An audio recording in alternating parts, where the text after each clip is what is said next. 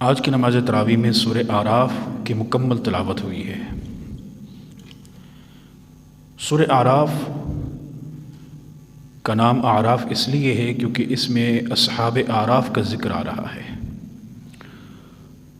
اور اعراف دراصل جنت اور جہنم کے درمیان ایک جگہ ہے جو بلند ہے۔ اسی مناسبت سے اس سورہ کا نام اعراف ہے کیونکہ اس میں ان لوگوں کا ذکر ہے جو اس بلند جگہ پر موجود ہوں گے۔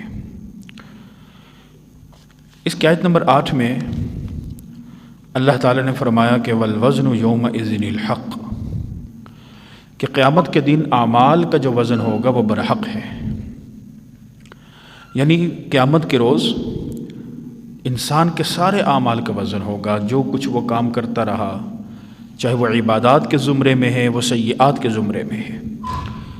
عام طور پر یہ خیال ذہن میں آتا ہے کہ جی وزن کس طرح ہوگا؟ مثلا ہم نے نماز پڑھی، تراویح کی نماز پڑھی، تو وزن کیسے ہوگا؟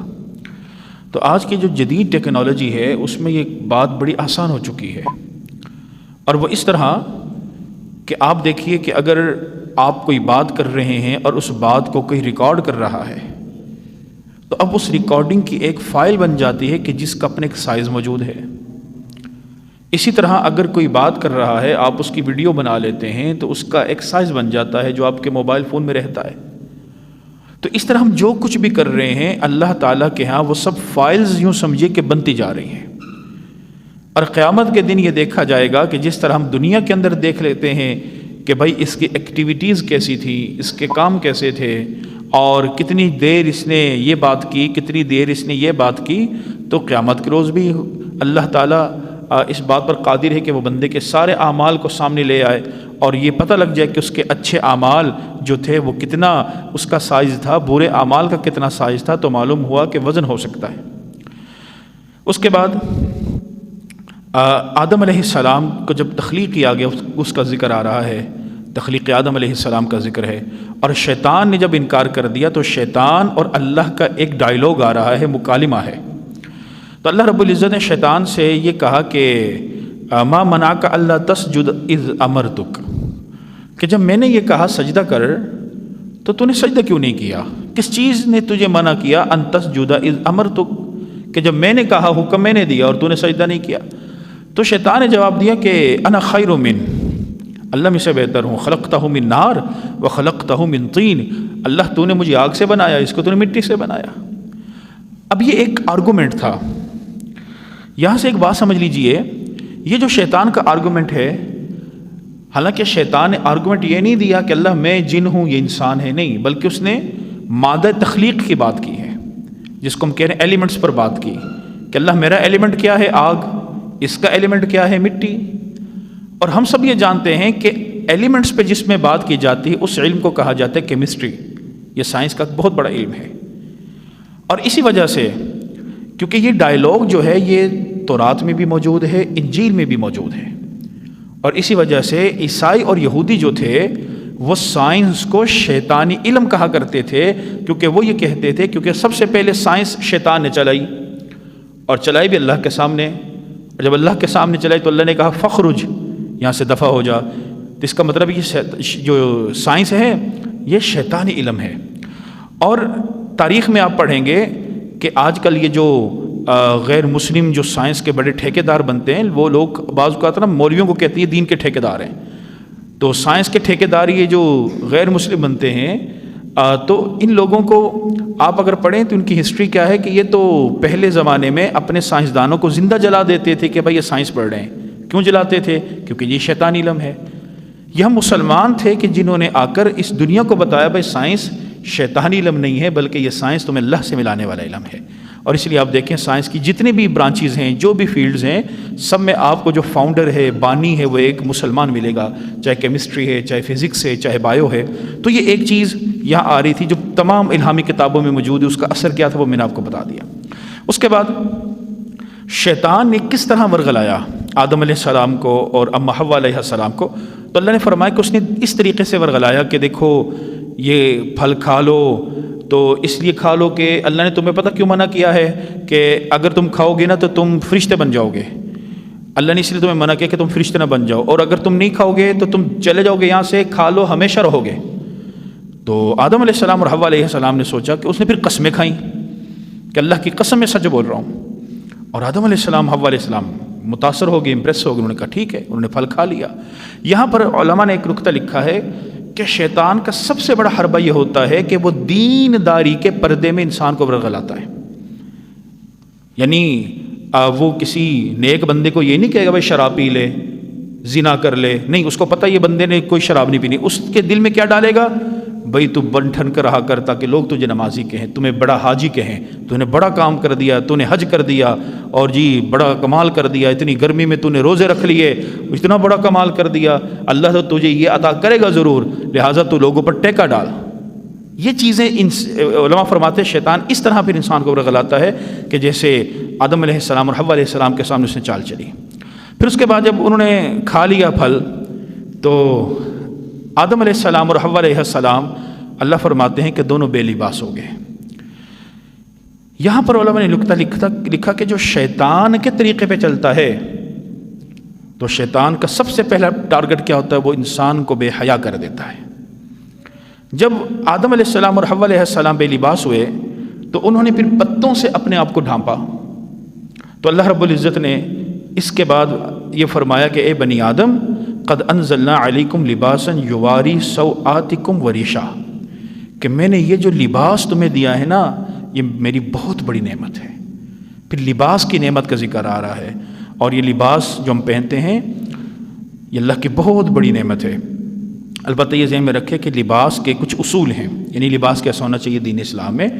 تو علماء فرماتے ہیں کہ لباس میں سب سے پہلی چیز کیا ہو کہ وہ لباس آپ کا باپردہ ہو, آپ کا جو ستر ہے اس کو ڈھانپنے والا ہو, وہ لباس ہو. ایک تو شرط یہ ہے لباس میں. دوسری شرط یہ ہے کہ وہ اچھا ہو, خوبصورت ہو, کیونکہ اللہ نے فرمایا کہ ہم نے جو تمہارے لیے لباس نازل کیا ہے یواری سوآتکم, وہ تمہارے پرائیویٹ پارٹس کو چھپا رہا ہے, وریشا, اور تمہیں زینت بخش رہا ہے.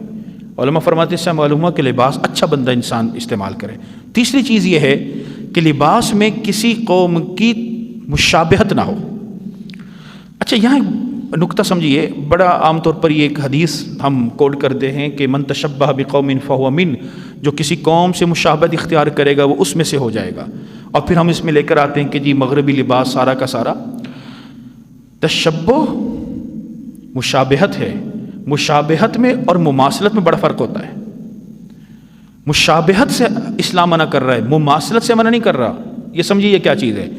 مشابہت یہ ہے کہ مثلا میں نے اس لیے لباس پہنا کہ تاکہ میں غیر مسلم کو فالو کروں, میری نیت یہ ہے, یہ ہے مشابہت. اچھا مماثلت کیا ہے کہ میں نے لباس پہنا, غیر مسلم نے بھی وہی لباس پہنا, لیکن میری نیت یہ نہیں تھی, اور بائی چانس میرا لباس ان کے لباس سے میچ ہو گیا. یہ ہے مماثلت. تو دین کہتا ہے کہ من تشبہ, اگر تم نے مشابہت اختیار کی, ان کو فالو کر کے اپنی عادات کو بنایا, فہو من, پھر تمہارا شمار ان میں سے ہوگا. البتہ اگر مماثلت آ جاتی ہے تو کوئی بات نہیں. تو تین شرطیں, ایک تو لباس باپردہ ہو, دوسرا خوبصورت ہو, زینت والا ہو, تیسرا تشبہ نہ ہو, اور چوتھا تکبر نہ ہو.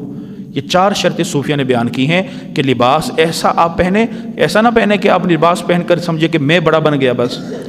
اس کے بعد اللہ تعالیٰ نے کافروں کا ذکر کیا کہ کافر جو ہوگا وہ جنت میں کبھی نہیں جائے گا, اور اس کی مثال یہ دی حتی یلج الجمل فی سم الخیاط, جس طرح سوئی کے سوراخ میں اونٹ کا جانا ناممکن ہے, اسی طرح جنت میں کافر کا جانا ناممکن ہے. اس کے بعد اس صورت میں آدم علیہ السلام کے علاوہ 7 واقعات اور بیان ہوئے ہیں. قوم نوح کا واقعہ ہے, قوم ہود کا ہے, قوم صالح, قوم لوط, قوم شعیب, پھر حضرت موسیٰ علیہ السلام کے 2 واقعات آ رہے ہیں. حضرت شعیب علیہ السلام, اور یہ ہم سب جانتے ہیں کہ ناپ تول میں لوگ کمی کرتے تھے. شعیب علیہ السلام نے آ کر اس برائی سے منع کیا, لیکن وہ قوم نہ مانی. اس کے بعد موسیٰ علیہ السلام کا پھر ذکر آ رہا ہے. موسیٰ علیہ السلام کے 2 واقعات ہیں. ایک تو فرعون کے حوالے سے واقعہ آ رہا ہے کہ جب موسیٰ علیہ السلام نے اپنے معجزات کا اظہار کیا کہ ید بیضا تھا, عصا تھا, تو فرعون نے ان کے مقابلے پر جادوگروں کو بلا لیا کہ بھئی آؤ اور آ کے ان کا مقابلہ کرو۔ اب جادوگر آ گئے۔ اب کچھ روایات میں ملتا ہے تقریباً 70,000 تھے، کچھ میں 20,000، کچھ میں 15,000، بہرحال ہزاروں کی تعداد میں جادوگر آ گئے۔ اور جب جادوگر آئے تو انہوں نے آ کر موسیٰ علیہ السلام کے سامنے اپنی لاٹھیاں پھینکی، اور اللہ رب العزت نے یہ بات بیان کی کہ فلما القوا سحروا اعین الناس واسترهبوهم وجاءوا بسحر عظیم، کہ انہوں نے جب لاٹھیاں پھینکی تو وہ رینگنے لگ گئی۔ اچھا یہاں ایک نکتہ سمجھیے کہ انہوں نے جب لاٹھیاں پھینکی تھی وہ سانپ نہیں بنے۔ جادو کے اندر یہ چیز ہے کہ جادو سے آپ کسی چیز کی حقیقت کو تبدیل نہیں کر سکتے۔ مثلا بچوں کی کہانیوں میں یہ پڑھا جاتا ہے کہ جی جادوگر نے فلاں کو مکھی بنا دیا، فلاں کو فلاں جانور بنا دیا، یہ کہانیاں ہیں۔ جادو کے اندر آپ کسی بھی چیز کی حقیقت کو تبدیل نہیں کر سکتے۔ انہوں نے جو جادو کیا تھا وہ لاٹھیوں پر نہیں کیا، اللہ فرما رہا ہے کہ وہ جادو در اصل تھا اعین الناس، وہ لوگوں کی آنکھوں پر ہوا، جس کو ہم آج کی زبان میں کہہ دیں ہپناٹائز۔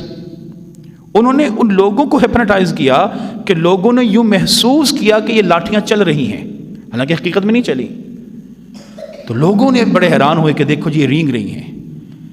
پھر جب موسیٰ علیہ السلام کی باری آئی تو موسیٰ علیہ السلام جب اپنا عصا پھینکا، اب اس عصا کی حقیقت تبدیل ہو گئی، وہ اژدہا بن گیا۔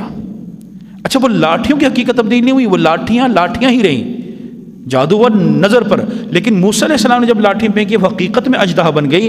یہاں سے وہ جادوگر سارے کے سارے سجدے میں گر گئے اور یہ اقرار کر لیے کہ یہ موسیٰ جو کر رہے ہیں یہ جادو نہیں ہے، کیونکہ جادو ہمیں آتا ہے، ہمیں پتہ ہے کہ بھائی یہ لاٹھیاں سانپ نہیں بنی، لیکن موسیٰ کا عصا تو حقیقتاً اژدہا بن گیا تھا، اور یہاں پر آ کر جادوگروں نے ایمان قبول کر لیا۔ اس کے بعد پھر جب یہ اعلان ہو گیا، جادوگروں نے ایمان قبول کیا، تو پھر لوگوں نے ان کو تنگ کرنا شروع کر دیا۔ پھر اللہ نے بنی اسرائیل پر 5 عذاب یکے بعد دیگرے نازل کیے۔ فَأَرْسَلْنَا عَلَيْهِمُ الطُّوفَانَ، سب سے پہلے تو طوفان کا عذاب آیا، بہت زیادہ ہوا، بارش، کہتے 7 روز تک بارش ہوتی رہی، اتنی بارش ہوئی اور پانی جمع ہو گیا کہ جو بیٹھتا تھا وہ پھر اٹھ نہیں سکتا تھا، اتنا پانی جمع ہو گیا۔ پھر جب موسیٰ علیہ السلام کے پاس گئے، کہا جی موسیٰ اب اللہ سے کہو، اپنے رب سے کہو کہ معاف کر دے، اب ہم تم پر ایمان لائیں گے۔ موسیٰ علیہ السلام نے دعا کی، طوفان رک گیا۔ پھر قوم نے پھر سرکشی شروع کر دی، تو پھر والجراد، دوسرا عذاب آیا ٹڈی کا، اور ٹڈی جل جس کو ہم کہتے ہیں کہ قافلے کی قافلے ٹڈیاں آئیں آ کر ان کا غلہ کھا گئی۔ وہ پھر لوگ موسیٰ کے پاس آ گئے، موسیٰ علیہ السلام پھر دعا کی، پھر وہ عذاب ٹل گیا، لیکن پھر نافرمانی شروع کر دی۔ پھر تیسرا عذاب آیا والقملہ، قمل علماء فرماتے ہیں کہ قمل کہا جاتا ہے، یہ سر کی جوؤں کو بھی قمل کہا جاتا ہے، اور جو غلے کے اندر کیڑا لگ جاتا ہے اس کو بھی قمل کہا جاتا ہے۔ تو پھر یہ عذاب آیا کہ ان لوگوں کے ایک تو سر میں جوئیں پڑ گئیں، پورے جسم پر، داڑھی پر، مونچھوں میں، اور ایک دوسرے غلے کے اندر کیڑا لگ گیا، اور پھر پریشان ہو گئے، پھر موسیٰ علیہ السلام کے پاس آئے، باہر پھر نافرمانی ہوئی۔ پھر چوتھا عذاب آیا والضفاد۔ اب ضفادع کا مطلب ہے مینڈک۔ اب مینڈک اللہ نے پھر عذاب بھیجا، ہر طرف مینڈک ہی مینڈک آ گئے، اور وہ لوگ اس سے تنگ آ گئے۔ پھر موسیٰ کے پاس چلے گئے اور پھر نافرمانی کی، تو پھر اگلا عذاب آیا والدما، خون کا، کہ پانی جو تھا وہ خون میں تبدیل ہو جاتا تھا، لیکن پھر بھی بہرحال قوم نہ مانی۔ اس کے بعد اللہ تعالیٰ نے آگے نبی اکرم صلی اللہ علیہ وآلہ وسلم کے کچھ اوصاف کا ذکر کیا ہے۔ الذین یتبعون الرسول النبی الامی الذی یجدونہ مکتوبا عندہم فی التوراۃ والانجیل۔ اس میں پہلی صفت یہ ہے کہ الرسول، کہ یہ ہمارے پیارے نبی اللہ کے پیغمبر ہیں، رسول ہیں، ایک تو یہ خوبی آ گئی۔ دوسری خوبی ہے نبی الامی۔ نبی الامی علماء فرماتے ہیں ہمارے نبی صلی اللہ علیہ وسلم کی ایک بہت بڑی خوبی ہے۔ امی کہا جاتا ہے ان لٹریٹ پرسن، جس کو پڑھنا لکھنا نہ آتا ہو۔ ہمارے نبی کو پڑھنا لکھنا نہیں آتا تھا۔ اچھا ہم اگر کہیں نا جی ہم ان پڑھ ہیں تو یہ ہماری سب سے بڑی خامی ہوگی، لیکن ہم جب کہیں گے نا کہ ہمارے نبی پڑھا لکھنا نہیں جانتے تھے، ہمارے نبی کی سب سے بڑی خوبی ہوگی۔ اب خوبی کس طرح ہوگی؟ کیونکہ آقا علیہ الصلوۃ والسلام خود پڑھنا لکھنا نہیں جانتے تھے، لیکن انہوں نے ایسا علم ڈیلیور کیا جو قیامت تک بہت بڑے بڑے لکھوں کے سامنے بھی آ جائے تو وہ بھی نہیں سمجھ پاتے، ان کی بھی عقل سے ماورا ہے۔ یہ سب سے بڑی خوبی ہمارے نبی کی، اور اسی لیے ایک درود ہے اور حدیث میں آتا ہے، حضرت ابو ہریرہ سے بھی ایک روایت، ان کا بھی اپنا قول ہے، کچھ صحابہ کا موقوف روایت بھی آتی ہے کہ جو جمعے کے دن عصر کے بعد، جمعے کی نماز، جمعے کے دن عصر کی آپ نے نماز پڑھی، اب عصر کی نماز کے بعد آپ ایک درود شریف پڑھ لیا کریں، اور وہ 80 مرتبہ اللہم صلی علی النبی الامی وعلی آلہ واصحابہ وبارک وسلم، یہ بھی آتا ہے اللہم صلی علی النبی الامی وعلیہ وسلم تسلیما، یہ بھی درود آتا ہے۔ تو اگر آپ یہ درود شریف 80 مرتبہ پڑھ لیں گے تو روایات میں آتا ہے کہ جو انسان 80 مرتبہ درود پڑھے گا اللہ اس کے 80 سالوں کے گناہ معاف فرما دیتا ہے۔ تو کیونکہ ہمارے نبی کی ایک بہت بڑی یہ صفت ہے۔ اس کے بعد ایک عہد کا ذکر آ رہا ہے، اور اللہ تعالیٰ نے آدم علیہ السلام کو جب پیدا فرمایا تو پیدا کرنے کے بعد پوری اولاد کو جمع کیا، اور اولاد کو جمع کر کے ہم سب موجود تھے تو ایک وعدہ لیا، اور وعدہ کیا تھا؟ الست بربکم، کیا میں تمہارا رب نہیں؟ کچھ حدیث میں آتا ہے کہ یہ جو وعدہ لیا گیا یہ میدان عرفات کے اندر ایک وادی ہے جس کو وادی نعمان کہتے ہیں، اس وادی میں سب روحوں کو جمع کیا گیا تھا۔ میدان عرفات کی بڑی فضیلت ہے۔ میدان عرفات کو عرفات اس لیے کہتے ہیں کہ یہاں پر آدم علیہ السلام اور اما حوا علیہ السلام کی ملاقات ہوئی تھی، انہوں نے ایک دوسرے کو پہچانا تھا، اس لیے عرفات کا مطلب پہچان۔ اور اسی جگہ پر آدم علیہ السلام اور حوا علیہ السلام نے وہ دعا مانگی تھی، ربنا ظلمنا انفسنا، اللہ نے توبہ قبول کر لی تھی۔ تو بڑی فضیلت ہے میدان عرفات کی۔ تو اسی میدان عرفات میں وادی نعمان میں سب روحوں کو جمع کیا گیا تھا، اور روحوں کو جمع کر کے اللہ نے اعلان کیا تھا کہ الست بربکم، کیا میں تمہارا رب نہیں؟ قالوا بلا، سب نے کہا اللہ آپ ہمارے رب ہیں۔ اس کے بعد آخر میں ایک واقعہ آ رہا ہے، اور یہ واقعہ ہے ایک بہت بڑا عالم تھا بنی اسرائیل کا، اس کا نام تھا بلعم بن باعورہ۔ بلعم بن باعورہ جو تھا یہ بہت بڑا اللہ والا تھا، اور اس کی دعا بڑی قبول ہوتی تھی، مستجاب دعویٰ تھا۔ موسیٰ علیہ السلام نے جب اپنی تبلیغ کا اعلان فرمایا تو بنی اسرائیل کہ کچھ لوگ اور یہودی یہ بلعم بن باعورہ کے پاس چلے گئے اور کہا کہ تم ایسا کرو کہ موسیٰ کے خلاف نہ بد دعا کرو۔ تو بلعم بن باعورہ نے کہا جی میں تو بد دعا نہیں کر سکتا، وہ تو اللہ کے نبی ہے۔ تو کہا جی ہم تمہیں یہ کچھ دیں گے، باہر رشوت کا لالچ دیا۔ آخر کار بلعم بن باعورہ مان گیا، اور اس نے ہاتھ اٹھائے اور بد دعا کرنا شروع کر دی۔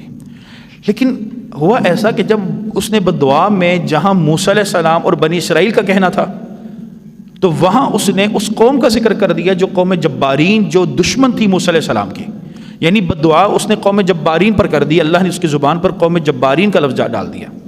اب وہ لوگ اس کے بڑے مخالف ہو گئے، بھائی تو نے تو ہمارے خلاف بد دعا کر دی۔ کہا جی مجھے تو پتہ ہی لگا۔ تو پھر بہرحال وہ ساری قوم اس طرح تباہ بھی ہوئی، اور پھر اللہ رب العزت نے بلعم بن باعورہ کو یہ سزا دی کہ اللہ نے اس کی زبان کو نکلوا دیا باہر، کہتے ہیں اس کی زبان سینے تک لٹک گئی، اور اس کی مثال اللہ نے پھر قرآن میں بیان کی اور فرمایا کہ اس کی مثال یوں سمجھو کمثل الکلب، جیسے کتا ہے۔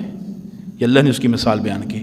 اب اس کا کیا علماء اس کے ایک نکتہ بیان فرماتے ہیں، فرمایا اس کا مطلب یہ ہے کہ جو انبیاؤں کے خلاف بات کرے گا، اب آج کل تو نبی ہے نہیں، ہمارا نبی تو آخری ہی نبی ہے، تو آج کل کیا ہے؟ العلماء ورثۃ الانبیاء، یہ علماء اللہ کے نبی کے ورثہ ہیں۔